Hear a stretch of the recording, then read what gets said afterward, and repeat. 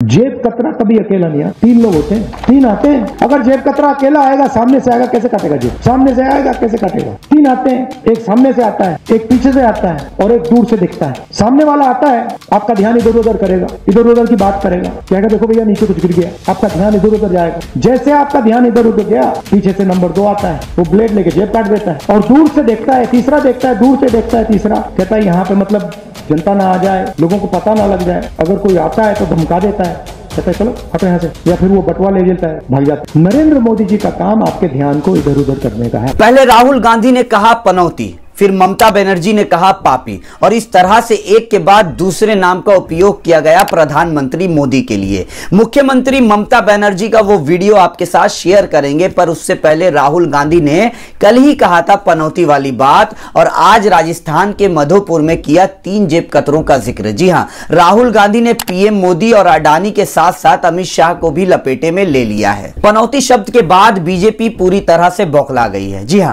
पिछले 10 सालों से भाजपा और उसके नेता लगातार कांग्रेस और दूसरी ऑपोजिशन पार्टियों पर गलत टिप्पणियां कर रहे थे। कभी सोनिया गांधी के कैरेक्टर पर उंगली उठाई जा रही थी, तो कभी प्रियंका गांधी के लिए गलत शब्दों का इस्तेमाल किया जा रहा था। और अब जब ईंट का जवाब पत्थर से देने के लिए कांग्रेस पार्टी सामने आई है, तो भाजपा की आंखें खुली रह गई हैं, नींद उनकी आंखों से उड़ गई है, मानो के सैलाब आ गया है। अगर राहुल गांधी और ममता बनर्जी का शब्द गलत है, तो फिर बीजेपी और उनके नेताओं का भी हर शब्द गलत है जो उसने पिछले 10 सालों में कांग्रेस के लिए और दूसरी पार्टियों के नेताओं के लिए कही है। বুঝুন সব গেরুয়া পরিয়ে দিয়েছে, ইভেন খেলতে গিয়েও বলেছিল নীল পরা যাবে না, প্লেয়ারদের আপত্তিতে সেটা খাটে, তাও দেখবেন নীলের মধ্যে একটু হলুদ লাগিয়ে গেরুয়া লাগিয়ে দিয়েছে। পাপিষ্ঠরা যেখানে যাবে সেখানেই মনে রাখবেন পাপে কখনো বাপেরেও ছাড়ে না, এটা একটা প্রবাদে আছে। এত ভিতুর দল আমি দেখিনি।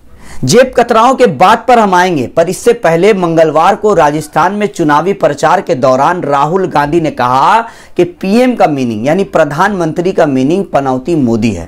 उन्होंने कहा कि हमारे लड़के अच्छा खासा जीत रहे थे, पनौती ने हरवा दिया। बीजेपी ने राहुल गांधी की इस टिप्पणी को लेकर चुनावी आयोग से उनके खिलाफ एक्शन की मांग की है। जी हां, बीजेपी के चुनाव आयोग से मल्लिकार्जुन खड़गे के खिलाफ भी कार्रवाई की मांग की जा रही है। बीजेपी ने कहा है कि अगर ऐसा नहीं हुआ तो सम्मानित लोगों को बदनाम करने के लिए अपशब्दों, आपत्तिजनक भाषा का उपयोग और झूठे खबरों को रोकना मुश्किल होगा। जी हां, बीजेपी ने कहा है कि सम्मानित लोगों के लिए, यह सम्मानित वर्ड शायद बीजेपी के नेताओं पर सूट नहीं करता है। बीजेपी के इस सवाल पर हंसी भी आ रही है और गुस्सा भी आ रहा है, क्योंकि दोस्तों में एक बातचीत काफी मशहूर है कि मजाक सह नहीं सकते तो मजाक करना भी मत, पर यहां दोस्ती तो दूर दूर तक नहीं है। जब भाजपा के नेता चुनाव के दौरान राहुल गांधी या उनके परिवार पर प्रहार करते हैं और पर्सनल कमेंट करते हैं, तब कोई चुनावी आयोग से एक्शन लेने की बात नहीं करता है। सोनिया गांधी के कैरेक्टर पर उंगली उठाई जाती है, प्रियंका गांधी के लिए आपत्तिजनक बातों का उपयोग किया जाता है,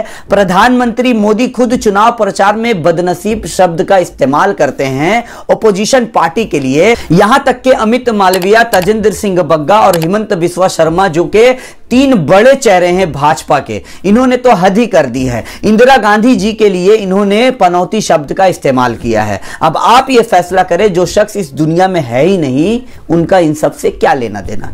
गोदी मीडिया तो सवाल करेगी नहीं, पर जब आप या हम जैसे पत्रकार ऐसे चीजों पर सवाल करेंगे तो हमें टारगेट किया जाएगा, धमकाया जाएगा या फिर डराया जाएगा। पर हमारा काम लोकतंत्र को बचाना है और इसलिए हम कोशिश करते रहेंगे कि इस तरह के सवाल आप तक, जनता तक पहुंचाने की। अब आइए राहुल गांधी के उस जेब कतरों वाली कहानी को सुनते हैं। राहुल गांधी मोदी सरकार पर आक्रामक तरीके से हमला कर रहे हैं। बुधवार को उन्होंने राजस्थान में अपनी पार्टी के लिए प्रचार किया। जी हां, राजस्थान की सियासी रणभूमि में जमकर शब्दबाण चले जा रहे हैं, यानी शब्दों का प्रयोग करके दोनों पार्टियां एक दूसरे पर प्रहार कर रही है। हर दल का नेता एक दूसरे पर जमकर प्रहार कर रहा है। राजस्थान के रण में पिछले 2 दिनों में कांग्रेस पार्टी के पूर्व अध्यक्ष राहुल गांधी का एक अलग ही रंग नजर आ रहा है। मंगलवार को उन्होंने जहां पीएम का मतलब पनौती मोदी बताया, तो वहीं बुधवार को उन्होंने अपनी रैली में 3 जेब कतरों की बात करके पीएम नरेंद्र मोदी, गौतम अडानी के साथ साथ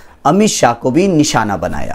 राहुल गांधी ने राजस्थान के भरतपुर में एक रैली को संबोधित करते हुए कहा कि जेब कतरा कभी अकेले नहीं आते हैं, 3 लोग होते हैं, तीनों एक साथ आते हैं। अगर जेब कतरा अकेले आएगा तो वो जेब कैसे काटेगा? तीन आते हैं, एक सामने से आता है, एक पीछे से आता है और एक तीसरा जो होता है वो दूर से खड़ा होकर के देखता है। उन्होंने आगे कहा कि सामने वाला आता है, आपका ध्यान इधर उधर करता है, इधर उधर की बातें करता है, कहेगा भैया देखो नीचे कुछ गिर गया है। जैसे ही आपका ध्यान इधर उधर गया, पीछे से नंबर 2 आता है और वो ब्लेड लेकर आपका जेब काट देता है।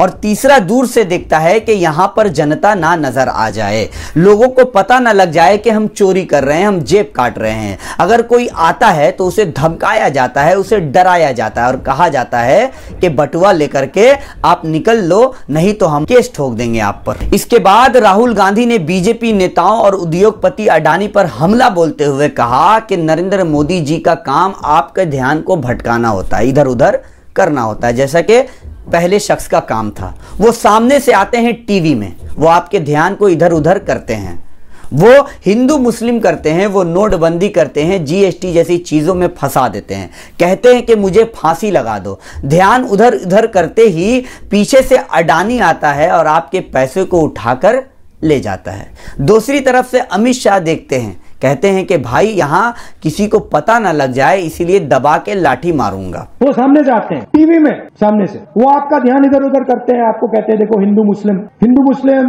फिर नोटबंदी, जीएसटी, मुझे फांसी लगा दो, ध्यान उधर उधर करते हैं।